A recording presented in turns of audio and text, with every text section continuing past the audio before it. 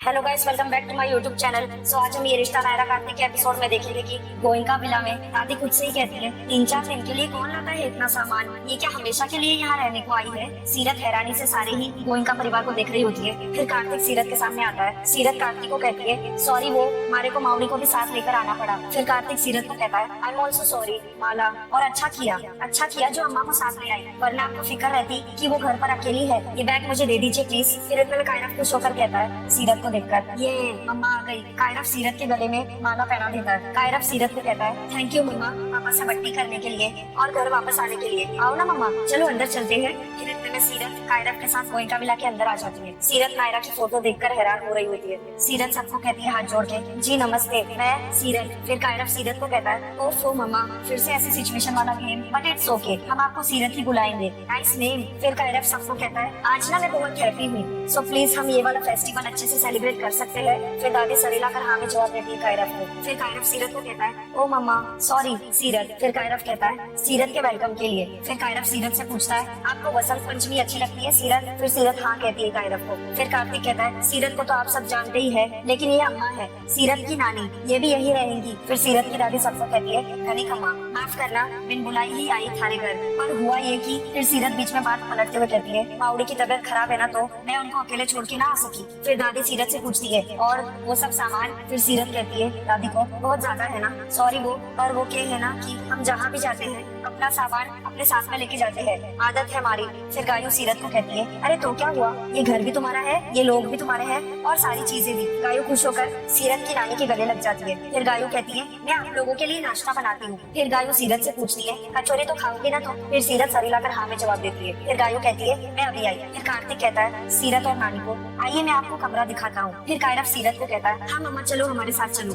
फिर सीरत कहती है और वो हमारा सामान। फिर कार्तिक सीरत को कहता है सब ला देगा, कोई प्रॉब्लम नहीं है, आप लोग अंदर चलिए। फिर इतने में वंश सीरत को कहता है हेलो मासी, मेरा मतलब सीरत। फिर कायरफ सीरत को कहता है चलो मम्मा मेरे साथ आओ ना। सीरत जैसे ही चल रही होती है अचानक उसका पैर मुड़ जाता है और वो गिरने वाली रहती है। फिर स्वर्णा सीरत को कहती है संभालो बेटा। फिर सीरत स्वर्णा को कहती है थैंक यू आंटी जी। फिर इतने में सीरत और उसकी नानी कार्तिक और कायरफ के साथ गोइंका विला के अंदर आ जाती है। फिर कार्तिक अपने मन में कहता है अपनी बात हुई थी याद है ना, तुम गाइड करोगी हम सबको। फिर इतने में लक्ष्य उसको कहता है ये तो नायरा भाभी जैसी दिखती है ना, नक्श जीजू होते तो।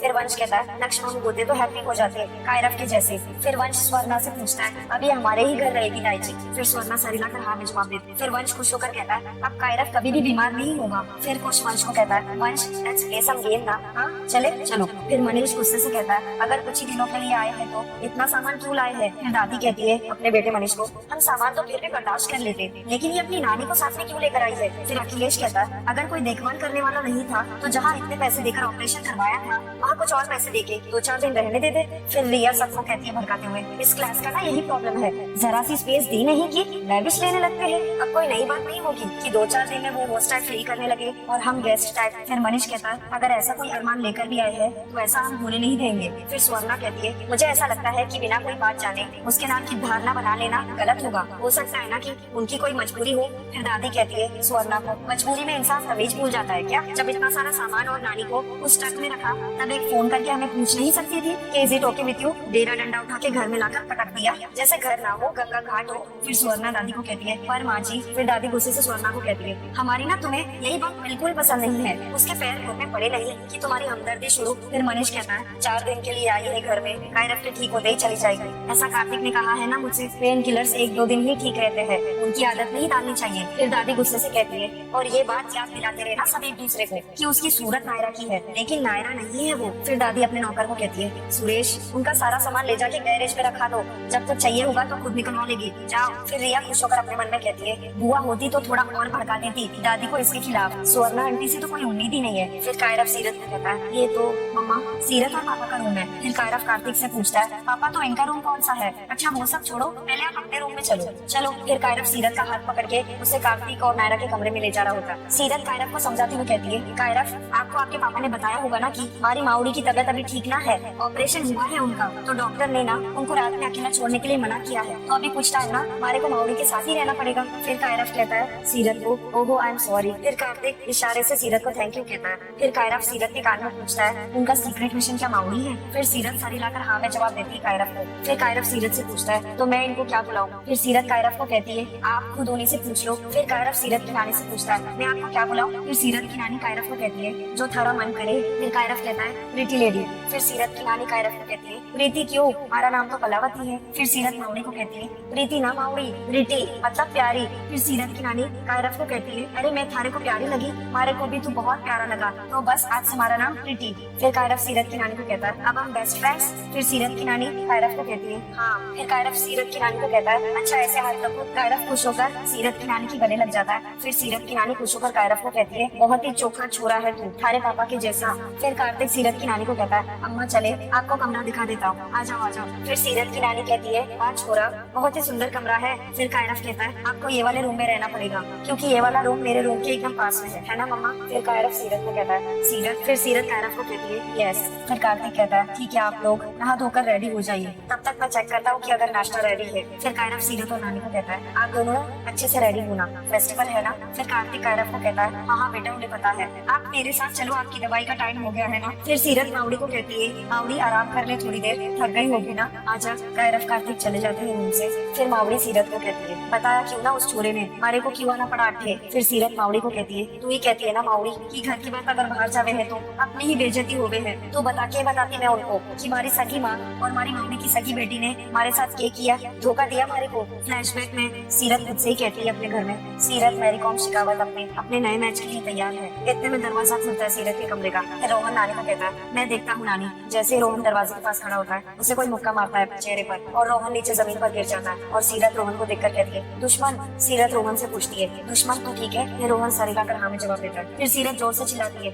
कौन है बे और क्यों मारा इसने। दरवाजे के दहलीज पर 3 आदमी खड़े होते हैं, वो घर के अंदर आते हैं, सारे घर का सामान उठाकर पटकने लगते हैं। फिर सीरत उन लोगों से पूछती है ये क्या कर रहे हो तुम लोग। सीरत जोर से चिल्लाती है दुश्मन। फिर रोहन सीरत को रोकते हुए कहता है नहीं सीरत यहीं रुक जा। फिर सीरत रोहन को कहती है तू ठीक है ना। फिर रोहन कहता है हाँ। सीरत जोर से चिल्लाती है अरे ये क्या कर रहे हो तुम लोग। वो तीनों आदमी सारे ही घर का सामान बर्तन पटक रहे होते हैं। सीरत जोर से चिल्लाती है उन लोगों को कौन हो और क्या चाहते हो। फिर इतना मुकेश घर की दहलीज पर आता है। फिर मुकेश गुस्से से कहता है कुछ लोगों ने हमारे घर पर कब्जा कर रखा है और उनको अट्ठी से बाहर निकालना है, और इससे पहले कि कोई चीज आकर थारे और थारी मावड़ी के सर पर बजे और तुम दोनों फिर से हॉस्पिटल में एडमिट हो जाओ, हमारा ये मकान खाली कर दो। फिर मावड़ी रोते हुए मुकेश को कहती है मकान थारा कैसे हो गया छोरा। फिर मुकेश हंसते हुए कहता है अपनी लाडो से पूछ, पेपर पे साइन तो इसने ही किया है। फिर मुकेश मावड़ी को कहता है पर एक बात तो माननी पड़ेगी बुढ़िया, थारी लाडो थारे से प्यार बहुत करे है, थारी जान बचाने के लिए इसने ये मकान हमारे को बेच दिया। फिर सीरत गुस्से से मुकेश को कहती है खरीदा ना है तूने, धोखे से छीना है हमारे से। फिर सीरत मावड़ी को बताती है एक पैसा ना दिया इसने थारे इलाज के लिए मावड़ी। फिर मावड़ी सीरत को कहती है जे तो पता है हमारे को, पर ये मकान जे तो था थारे पास। फिर सीरत भावुक होकर मावड़ी को कहती है हमारे लिए तू सबसे ज्यादा जरूरी है मावड़ी, थारी जान कीमती है, वो बच गई ना बस मकान देखी जाएगी। फिर मुकेश गुस्से से सीरत को कहता है वो बंद कर ये सब, बस बाकी की ड्रामेबाजी ना अपने नए ठिकाने के पास जाकर करना, अभी तो मेरा मकान खाली करो तुम जल्द से जल्द। फिर मावड़ी रोते हुए मुकेश को कहती है ये तूने ठीक ना किया मुकेश, हमारी हाय लगेगी थारे को। फिर सीरत गुस्से से कहती है अरे ऐसे लोगों पे तो मैं अपनी हाय भी बर्बाद ना करूँ मावड़ी, और इसने क्या कहूँ जब गलती अपने मारे खून की है। अरे हमारी अपनी माँ जब उसने कुछ ना करा तो ये तो सौतेला बाप पे मारा, जे क्या करेगा। फिर सीरत चिल्लाते हुए कहती है देख रही है ना तू ब्यूटी पार्लर, सुन रही है ना सब, प्रेजेंट टाइम में गोइंका मेला में। मावड़ी सीरत को कहती है बात तो ठीक है तेरी छोरी, पर जब तक हम सच ना बतावेंगे जे लोग भी थारे बारे में गलत सोचते रहेंगे। हॉल में बाहर कार्तिक अपने डैड को कहता है क्या। फिर मनीष गुस्से से कार्तिक को कहता है तुम क्यों इतने हैरानी के साथ रिएक्ट कर रहे हो, ऐसा क्या कह दिया मैंने वहाँ, आउट हाउस में अगर रूम है तो घर में रखने की क्या जरूरत है। फिर कार्तिक अपने डैड को कहता है और अगर वो घर में रहेंगे तो क्या प्रॉब्लम है पापा। फिर मनीष कार्तिक को कहता है फैमिली कंफर्टेबल नहीं है, हमसे बहुत अलग है वो लोग। फिर कार्तिक अपने डैड को कहता है अलग से आपका मतलब है वो अमीर नहीं है, गाँव से आए हैं, स्टैंडर्ड नहीं है उनका। फिर मनीष कार्तिक को कहता है फर्क है ना। फिर कार्तिक गुस्से से अपने डैड को कहता है फर्क सिर्फ हमारी सोच में है। फिर मनीष गुस्से से कार्तिक को कहता है तुम क्यों बेकार में इतना इमोशनल हो रहे हो इस बात को लेकर। फिर कार्तिक गुस्से से अपने डैड को कहता है और आप क्यों बेकार में इतने क्रिटिकल हो रहे हो। फिर मनीष गुस्से से कार्तिक को कहता है क्योंकि हर एक इंसान की एक जगह है, उसे वहीं पे रहना चाहिए। फिर कार्तिक गुस्से से अपने डैड को कहता है तो मुझे समझ में नहीं आती ये बात मुझे बिल्कुल समझ में नहीं आती वो लोग जो अपना घर छोड़कर हमारे लिए हमारे बच्चे की मदद करने के लिए आए हैं। फिर मनीष गुस्से से कार्तिक को कहता है मदद करने की कीमत चुका चुके हो तुम, 7 लाख रुपया दे चुके हो, 7 लाख उनके लिए कोई छोटी रकम नहीं है। फिर दादी गुस्से से कहती है काम शुरू करने से पहले ही तुमसे इतना पैसा ले चुकी है वो। फिर कार्तिक गुस्से से बताता है सारे घर वालों को, एक पैसा नहीं मांगा उसने आज तक मुझसे, मैंने खुद अपनी मर्जी से पैसे दिए एक बुजुर्ग औरत के ऑपरेशन के लिए। फिर मनीष गुस्से से कार्तिक को कहता है और इतने पैसे तुम दे चुके थे कि उसे वहाँ रहकर इलाज करवा सकती थी, मगर यहाँ टांग कर ले आई उस औरत को अपने साथ। फिर कार्तिक गुस्से से अपने डैड को कहता है तो उससे हमें क्या फर्क पड़ता है, अच्छा है ना,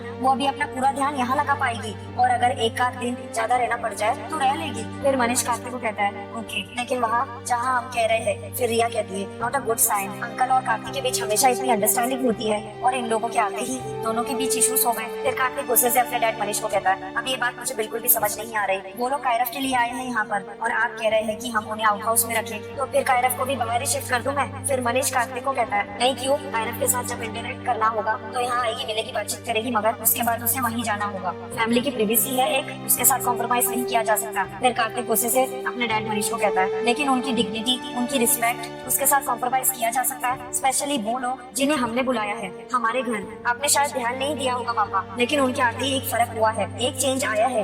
कायरव ने आज उसे मम्मा ने सीरत कह के बुलाया है और आप देखना बहुत जल्द वो ये बात एक्सेप्ट कर लेगा कि उसकी मम्मा अब इस दुनिया में नहीं रही है। हमने जो सोचा था उसकी शुरुआत हो चुकी है और बहुत अच्छे ढंग से हुई है। पापा बस कुछ दिनों की बात है, एडजस्ट कर लेंगे ना हम लोग, रह लेंगे वो लोग इस घर में, कोई प्रॉब्लम नहीं होगी किसी को, मैं वादा करता हूँ आपसे। इतना बोल के कार्तिक गुस्से से वहाँ से चला जाता है। फिर रिया भड़काते हुए कहती है आई एम सॉरी, मेरा कोई राइट तो नहीं बनता, मैं खुद इतने दिनों से यहाँ रह रही हूँ, पर मुझे ऐसा लगता है कि वो लड़की कुछ दिन के लिए यहाँ नहीं आई है, she plans to stay for long. फिर स्वर्णा कहती है मैं कार्तिक को देख कर आती हूँ। इतना बोल के स्वर्णा वहाँ से चली जाती है। फिर मनीष गुस्से से कहता है कार्तिक कायरव की तबीयत को लेकर बहुत इमोशनल है, बहुत परेशान है वो इन सब चीजों के बारे में नहीं सोच पाएगा, इन सब का ख्याल हमें ही रखना पड़ेगा माँ। फिर दादी कहती है हाँ। सीरत मावड़ी को कहती है सच बताने से भी क्या हो जाएगा, मन तो हल्का ना हो जाएगा ना, तो सोचने देना जो सोचना है इन्होंने। फिर मावड़ी सीरत को कहती है बाकी की तो किसी की चिंता ना है हमारे को, पर ये छोरा कार्तिक, इसका दिल ना दुखना चाहिए। फिर सीरत मावड़ी को कहती है अरे जानबूझ के आज तक मन ने एक चींटी का भी दिल ना दुखाया है मावड़ी, अगर किसी का दिल दुख जाए ना हमारे से तो माफ करना खाटू महाराज। पर तू ही बता मावड़ी, और कोई रास्ता था हमारे पास और क्या करती मैं, टाइम भी ना था,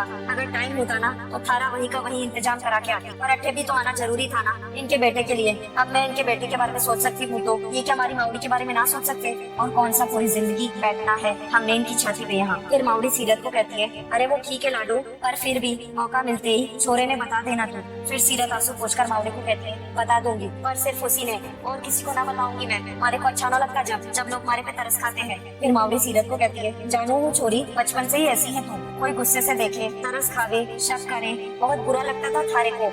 और फिर सीरत मावड़ी को कहती है और आज भी लगा जब मैं दरवाजे पे खड़ी थी ना मावड़ी, तो जैसे जे लोग सारे मारे को देख रहे थे ना, ऐसा लग रहा था जैसे मैं भीख मांगने आई हूँ इनसे, और वो दादी जो मारे को पैसे देकर यहाँ लाने को तैयार थी, आज पता नहीं इतने गुस्से से क्यों देख रही थी मारे को। फिर मावड़ी सीरत को कहती है तू किसी से कुछ ना कहेगी छोरी, जरा उनकी तकलीफ भी समझ, जिस बेटी ने खो दिया उसकी सूरत दिन रात आंखों के सामने रहेगी तो दिल तो दुखेगा ही दुखेगा ना उनका। फिर सीरत सरीला कर हाँ में जवाब देती है। फिर मावड़ी सीरत को कहती है दूर से देखने पे दूसरे के हिस्से में लड्डू हमेशा ज्यादा और दुख हमेशा कम दिखे है छोरी, पर पास जाके देखे तो सच समझ में आवे है। फिर सीरत मावड़ी को कहती है बस मावड़ी खिचड़ी पक रही है, इस वक्त हमारे दिमाग में बातों की, एक एक करके ना सबने पंच करके दिमाग की रिंग से बाहर निकालना है मन ने। फिर इतने में कार्तिक और गायू आपस में टकरा जाते हैं। फिर कार्तिक गायू को कहता है सॉरी। फिर कार्तिक साड़ी को देखकर गायू से पूछता है गायू ये नायरा की साड़ी है ना। फिर गायू कार्तिक को कहती है हाँ मैं उसे तो देने जा रही हूँ, वो पहनेगी ना अभी। फिर कार्तिक गुस्से से गायू के हाथ से साड़ी छीन लेता है। कार्तिक गुस्से से गायू को कहता है गायू प्लीज, मैंने तुमसे पहले भी कहा है ना कि वो नायरा नहीं है। फिर गायू कार्तिक को कहती है तुम्हें नहीं मानना है मत मानो,